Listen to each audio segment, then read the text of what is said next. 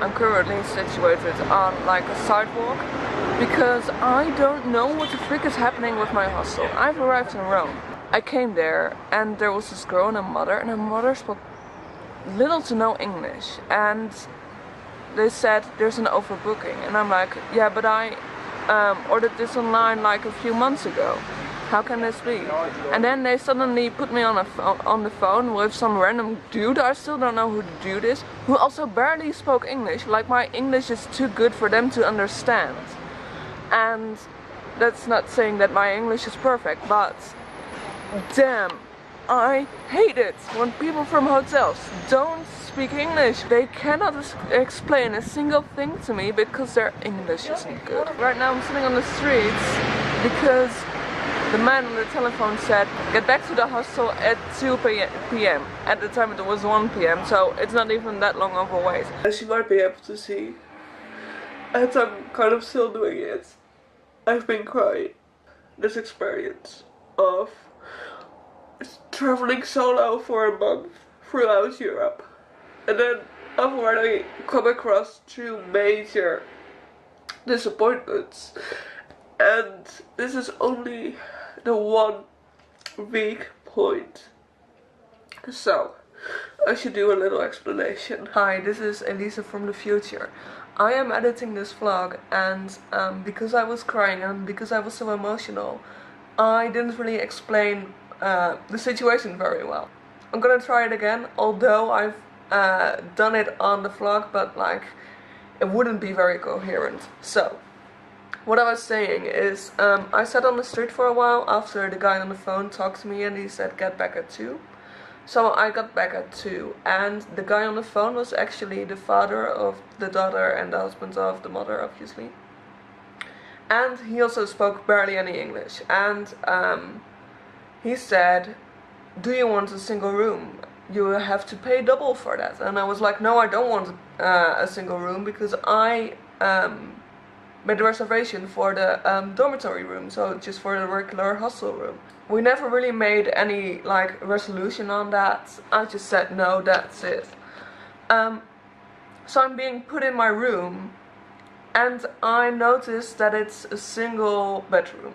It's so freaking tiny, and you will see from the clips that I will put in here that it's a really bad hotel room. I'm getting worried, like, this is not what I paid for. I got concerned that I would have to pay double the amount at the end, because I was apparently staying in a 1-person bedroom, and this hostel was kind of expensive already because the quality of the hostel was just bad. So that is why I'm complaining about having a single person bedroom, is because I literally didn't know what I was up to. Like, I didn't want to pay extra and such, and the guy who said that to me was very unreliable. So I went down and I said, hey, this is not what I wanted. I wanted the hostel room. And he said, no, it's okay, we'll put you in the dormitory room tomorrow. So I asked for the key. That was the thing, they didn't give me a key. They didn't give me a key to the room, and they didn't give me a key to the front door of the hostel. And because I knew that some days I would get back quite late, I wouldn't want to have to like ring the bell of the hostel. So I got the key from like a friend who was there. Like, this place was run by this guy and his wife and his kid. And then there were those friends who just randomly have keys to the hostel. But okay. So I got the key, and then I check out like the room a bit more, and you will see from the clips that the window had a giant hole in it, and the sink really stank. The toilet was so very small. The shower didn't have a door, so every time that I would shower I would flood the whole floor. The bed had bed bugs. I didn't want to check underneath the mattress because if I would do so I would freak out. But at the end you might still be able to see I've got a few like spots here and there. Those are from the bed bugs in Rome. I did not want to face that guy anymore. I did not want to tell him what's wrong, because when I got the key he also tried to play a joke on me, and I was already in a very bad situation. I did not want to have contact with them anymore. And so if you play a joke on me when I'm in a very bad mood, that's not gonna end up well for you and for me. And then like a few hours later, and I was still in my room, he knocks on the door, and there was a key to my room, which I found in my room, and he took that away. You have a key for you? Oh yeah? I have a key. For the room? Yeah? It's still in the keyhole. The key? Yeah, if you just take... Yeah, on the other side, yeah. Which I found so freaking strange, because literally my bag was up for grabbing anytime. Like, if I was away in Rome, my huge backpack would just be able to get stolen because he took the key away. So I only had the key to the front door of the hostel. This hostel was not as advertised on the pictures at all. It was so very different. This was Aladino Inn in Rome. Don't stay there, don't ever stay there. I was all the way at the top, and next to my bedroom was like their balcony. They had like this area which was a huge balcony. It was like the size of almost a room. And they had a dog, which I don't think is very good for a hotel to have a dog. And the dog barks all the time. But to get back to that balcony, they had food for the dog just lying on the ground, and they had their washing there, their laundry.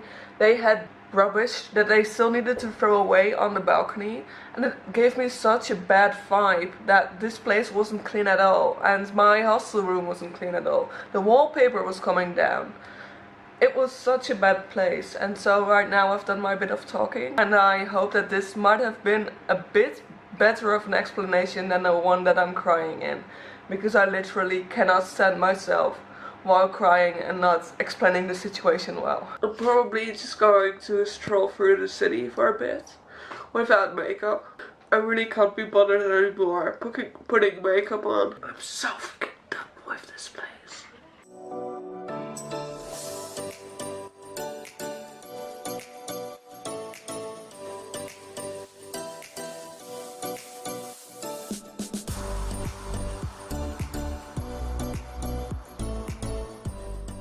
You saw from those two miscellaneous and bad clips that I went to the Trevi Fountain and that I went to the Spanish staircase, steps, whatever. I wasn't really impressed, also because it was raining and because they're literally just a fountain and steps, and like Rome itself around it isn't very pretty. But what I wanted to do is give you a little room tour as if this was a really good room. Yeah, shall we begin? This is the room, like it's really spacious. That is the door, this is the bed, and this is the wall. And there you've got the bathroom. And right now I'm sitting on the bed, and with every movement you make it creaks. Wonderful. And as you can see, the wallpaper is coming off. Great. And the walls are literally incredibly dirty. Such a great detail. And also, next to the bed, you've got a path, which is literally just as wide as my shoe. Yeah, not very wide. Then we get to this part, which consists of miscellaneous hangers and my shit. Then you've got the bathroom, which consists of a sink that smells terribly and doesn't have soap. A toilet which the actual ring moves around when you sit, and it flushes for about 3 minutes straight. One of the buttons is missing. Then we get to a window, and as you can see there's a curtain. Why is there a curtain? Because there is a hole in the window. I can literally put my hand through the window. How lovely. So yes, it might rain inside.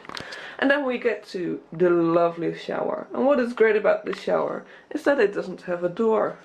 This part is loose. This part cannot go any further. So this part is open. Which means that if you shower with the incredibly tiny shower head, because if you can see, I have now raised my hand and it's not very high. This shower is absolutely crap. I have still to use it, but I think only cold water will come out, and then I will drain the whole freaking floor because there is no door. I think I've proven to you that this hellhole of a hostel is great. It's so great. I love it here. Yeah, I would definitely recommend it.